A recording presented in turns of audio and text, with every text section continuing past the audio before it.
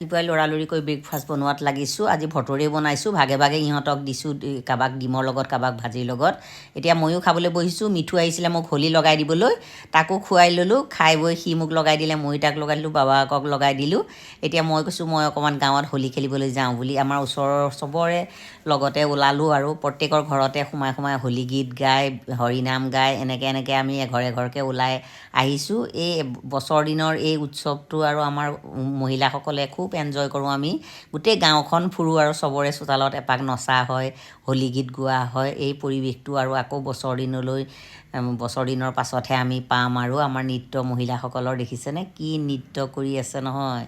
আৰু এতিয়া এইগৰাকী দেখিছেনে কেনেকৈ নৃত্য কৰিছে, খুব জমনি কৰে, ফূৰ্তি থকা মানুহ আৰু ইঘৰ সিঘৰ ঘূৰি আৰু ঘৰ আহি পালোঁ। ইহঁতে চাহ খাই মিঠাই আনিছিলে, লাল চাহ বনাই গোটেইকেইটাই খাই ল'লোঁ। আৰু দুপৰীয়া সাজত কচু ঔটেঙা শিঙৰা মাছৰে বনালোঁ। আৰু দুপৰীয়াৰ প্লেটখন এইখন বাবাহঁতক খাবলৈ দিছোঁ আৰু ময়ো খাওঁ। আৰু এতিয়া গোসাঁইৰ লগত ঘুনুচা বাৰীলৈ যাওঁ। আজিৰ ভিডিঅ'টো ইমানেই, কেনে পালে জনাব।